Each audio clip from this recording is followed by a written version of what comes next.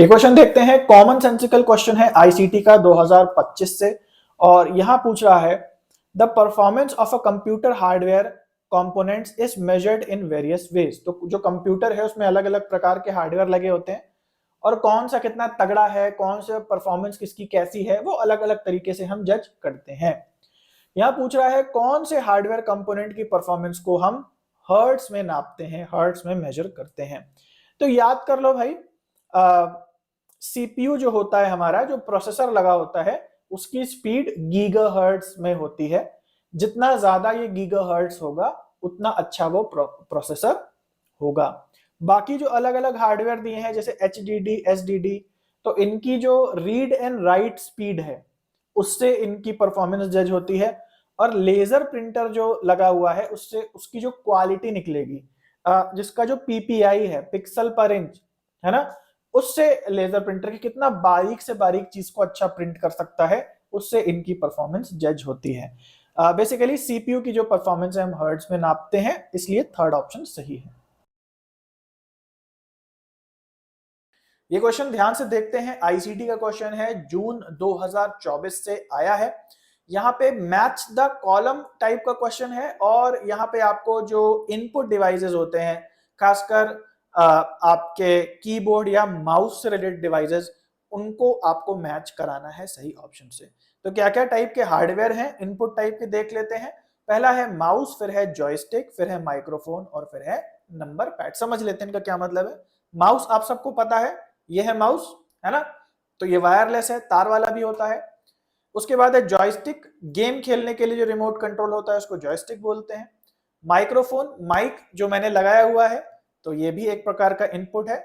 और उसके बाद है नंबर पैड। नंबर पैड आपको पता है कीबोर्ड में नंबर्स लगे होते हैं, तो मैं आपको कीबोर्ड में दिखा देता हूं। यहाँ पे आप देख रहे हो नंबर्स लिखे रहते हैं, इधर लेटर्स लिखे रहते हैं, तो जो नंबर वाला साइड होता है उसको हम बोलते हैं नंबर पैड। वो अलग से भी आता है और जनरली कीबोर्ड में जुड़ा ही रहता है साथ में, तो वो नंबर पैड होता है। ओके, अब किससे किसको मिलाना है देखते हैं।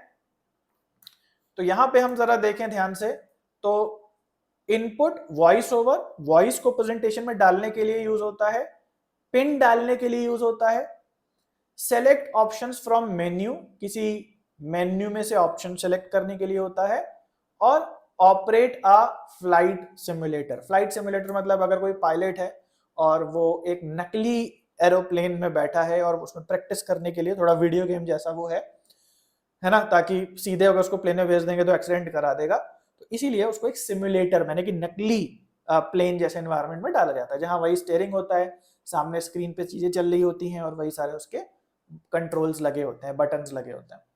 तो इनको आपको मिलाना है।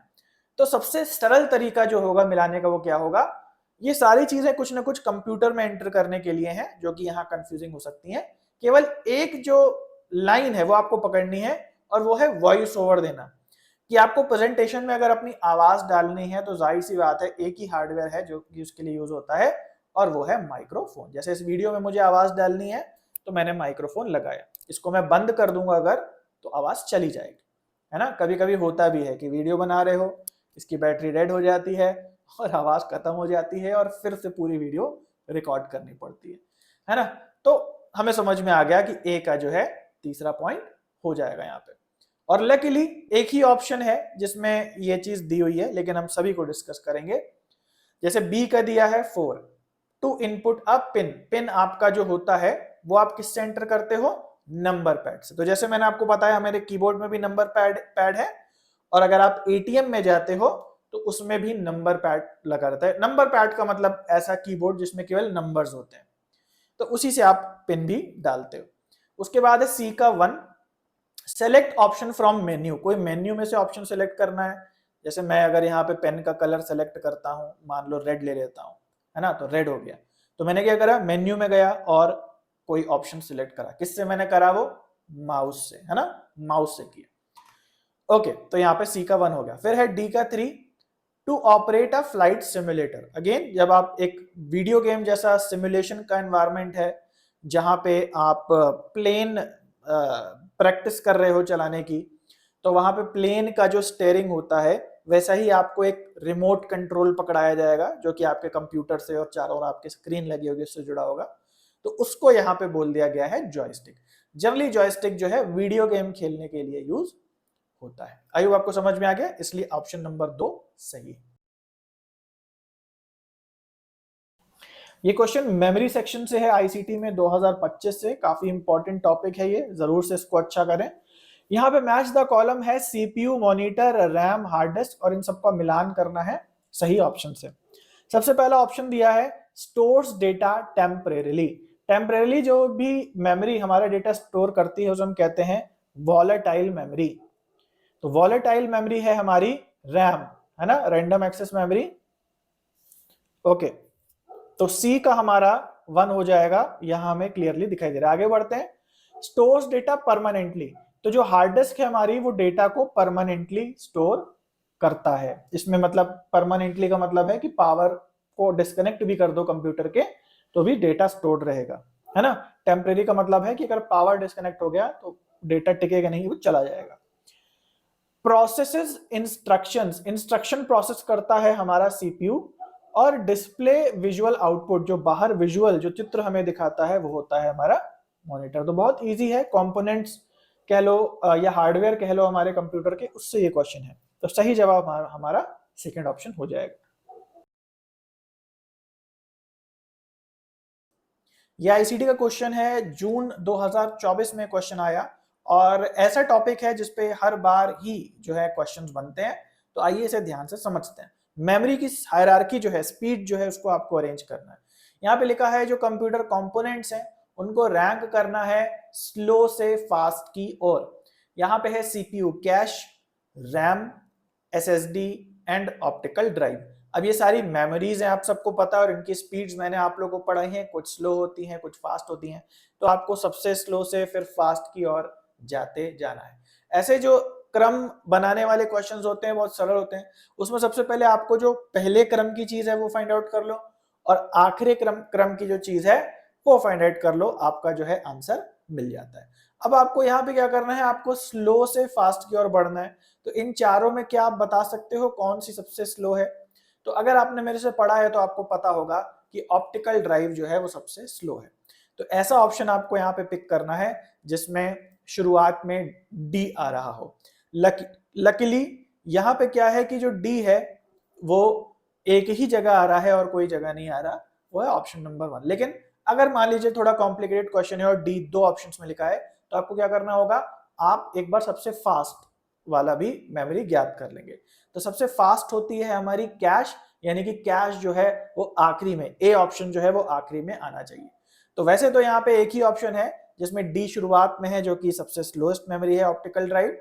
उसके बाद है सी, ऑप्टिकल ड्राइव से फास्ट होती है एसएसडी जो कि स्टोरेज होती है। उसके बाद है बी, बी यानी रैम, रैम एक प्रोसेसिंग मेमोरी है इसीलिए फास्ट है एसएसडी वगैरह से। और सबसे फास्ट होती है जो सीपीयू के अंदर एक छोटा सा कैश होता है, तो वो आखिरी में आ गया ए, यानी कि हमारा पहला ऑप्शन सही है। तो मेमोरी सेक्शन से आईसीटी में क्वेश्चन है और 2023 का ये क्वेश्चन है, देख लेते हैं क्या है इस क्वेश्चन में। A computer processor will operate fastest when the data that wants is in the, ठीक है।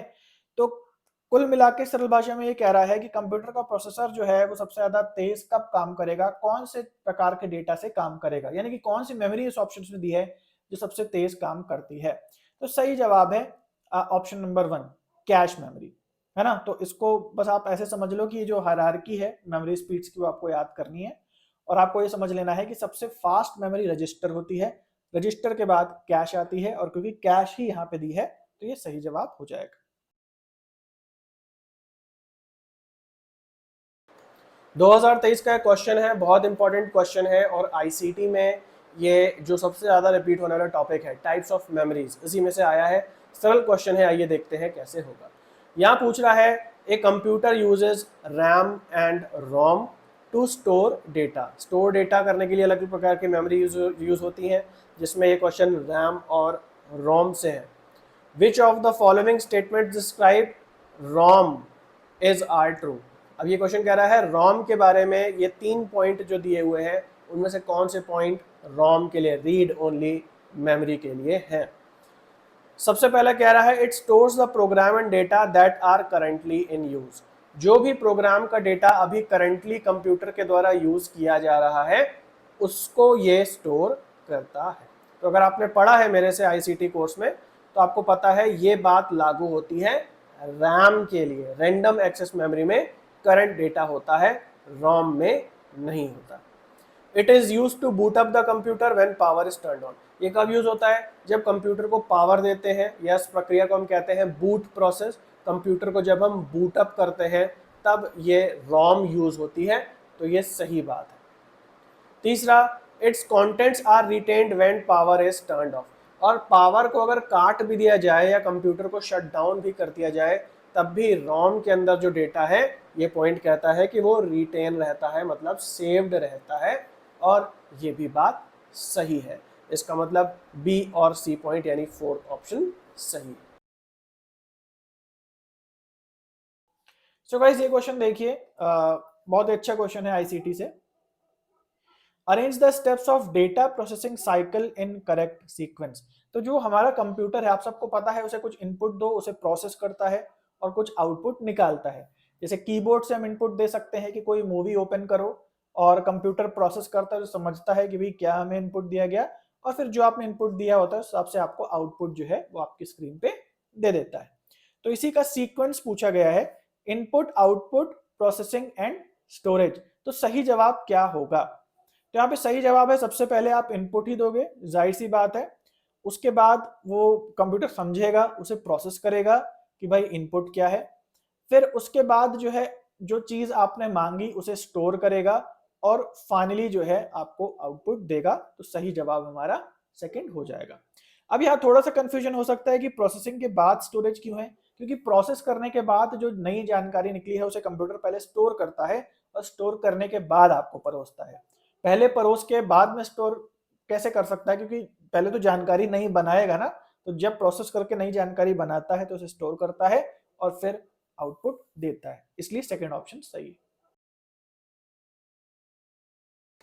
ये क्वेश्चन काफी इंटरेस्टिंग है, आइए इसे देखते हैं। आईसीटी का ये क्वेश्चन है, इसमें पूछ रहा है प्राइमरी और सेकेंडरी स्टोरेज के बारे में। यह कह रहा है कि अगर हम सेकेंडरी कंप्यूटर स्टोरेज को कंपेयर करते हैं प्राइमरी स्टोरेज से तो कौन सा यहाँ पे पॉइंट सही होगा। पहले थोड़ा समझ लेते हैं कि प्राइमरी और सेकेंडरी स्टोरेज आखिर होते क्या है। सेकेंडरी स्टोरेज है जहाँ पे हमारा डेटा सेव होता है हमारे फोन में या कंप्यूटर में, मूवीज, फाइल्स, पीडीएफ, जो भी हम सेव करते हैं, जहाँ पे वो सेकेंडरी स्टोरेज है। और जो प्रोसेसिंग में जब कंप्यूटर चल रहा है उसमें जो मेमोरी या स्टोरेज मदद करता है वो प्राइमरी स्टोरेज कहलाता है। तो रैम इसका एक एग्जांपल है, रैंडम एक्सेस मेमोरी। तो इनमें अंतर क्या है या इनमें क्या फीचर्स हैं? फीचर्स या अंतर या कंपैरिजन की बात करें तो उसमें मात्र इतना है कि जो सेकेंडरी स्टोरेज है वो सस्ता होता है और प्राइमरी स्टोरेज महंगा होता है। अब क्यों ऐसा है? क्योंकि सेकेंडरी स्टोरेज स्लो होता है स्पीड में और प्राइमरी स्टोरेज फास्ट होता है। तो बस इसी के आधार पे आपका क्वेश्चन हो जाएगा। तो यहाँ पूछ रहा है कि सेकेंडरी कंप्यूटर स्टोरेज जो है वो प्राइमरी स्टोरेज के कंपैरिजन में कैसा होता है। तो सेकेंडरी स्टोरेज कैसा होता है, सॉरी, प्राइमरी स्टोरेज कैसा होता है सेकेंडरी स्टोरेज के कंपैरिजन में। अगर हम प्राइमरी स्टोरेज की बात करें तो वो कैसा है सेकेंडरी स्टोरेज के कंपैरिजन में। तो यहाँ पे प्राइमरी स्टोरेज क्या होता है? स्लोअर होता है? नहीं, प्राइमरी स्टोरेज फास्ट होता है। तो यहाँ पे तीन ऑप्शन जो है फास्ट के। दूसरी चीज मैंने क्या बताई? ज्यादा एक्सपेंसिव होता है।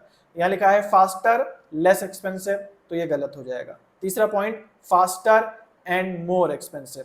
प्राइमरी स्टोरेज ज़्यादा फास्ट होता है और इसीलिए वो ज़्यादा एक्सपेंसिव भी होता है। बस इतनी सी बात है, इससे आपके काफ़ी ज़्यादा क्वेश्चंस जो हैं, इतनी 2 लाइन के ज्ञान से काफ़ी ज़्यादा क्वेश्चंस आपके ठीक हो जाएंगे। तो तीसरा ऑप्शन यहाँ पे सही है।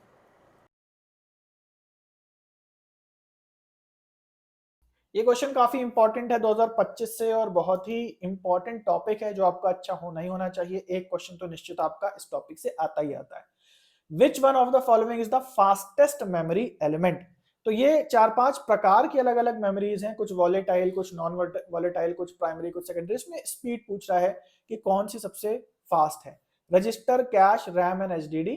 तो याद कर लो भाई कि सबसे फास्ट होता है रजिस्टर, रजिस्टर के बाद कैश, कैश के बाद रैम, और सबसे स्लो होता है HDD, है ना। तो सही ऑप्शन 1 हो जाएगा रजिस्टर। ये अगला क्वेश्चन दिसंबर 2023 का है और आईसीटी के सबसे ज्यादा रिपीट होने वाले टॉपिक में से है, और ये है स्टोरेज। तो स्टोरेज अलग अलग प्रकार के होते हैं, हमने अपने कोर्स में बात करी है, और आइए इस क्वेश्चन को देखते हैं कि कैसे सॉल्व होगा। दो स्टेटमेंट यहाँ पे दिए हुए हैं। पहला कहता है the most suitable storage medium for storing data on network servers is Blu ray disc. कह रहा है कि अगर आपको किसी नेटवर्क में या क्लाउड स्टोरेज में डेटा सेव करना है तो सबसे अच्छा जो डेटा स्टोरिंग टेक्नोलॉजी है वो है ब्लू-रे डिस्क के फॉर्म में। जिनको नहीं पता है, ब्लू-रे डिस्क एक प्रकार की ऑप्टिकल ड्राइव होती है, जैसे एक CD ड्राइव होती है, उसी तरीके की एक ब्लू-रे ड्राइव होती। तो क्या ये बेस्ट तरीका है स्टोरेज का, अगर हम बात करें नेटवर्क सर्वर या फिर क्लाउड स्टोरेज में? तो जवाब है नहीं। प्रेजेंट डेट में जो बेस्ट तरीका है वो है सॉलिड स्टेट ड्राइव्स यानी SSD। फ्यूचर में बदल सकता है, बट प्रेजेंट में ये बेस्ट तरीका नहीं। दूसरा स्टेटमेंट कह रहा है an optical disc which cannot have data updations is called CD-ROM। कह रहा है एक प्रकार की ऑप्टिकल डिस्क यानी एक गोल डिस्क जो कि डेटा स्टोरेज में काम आती है, एक ऐसी डिस्क जिसमें डेटा को अपडेट नहीं कर सकते, जिसमें एक बार डेटा पड़ जाए तो उसको चेंज नहीं कर सकते, ऐसे ऑप्टिकल डिस्क का नाम होता है CD-ROM। अगर आपने मेरे से पढ़ा है, या फुल फॉर्म अगर आप ऐसे भी गूगल पे सर्च करेंगे तो आपको मिल जाएगा, इसका फुल फॉर्म है CD कॉम्पैक्ट डिस्क रोम, यानी रीड ओनली मेमोरी। तो रीड ओनली का ही अपने आप में मतलब है कि एक बार अगर डेटा फीड कर दिया गया तो आप उसको बस रीड कर सकते हो, उसे राइट नहीं कर सकते। राइट करने का मतलब उसे एडिट या डिलीट नहीं कर सकते। तो ये सेकंड स्टेटमेंट हमारा सही हो जाएगा, इसलिए फोर्थ ऑप्शन सही है। फर्स्ट स्टेटमेंट इनकरेक्ट है जबकि सेकंड स्टेटमेंट करेक्ट है।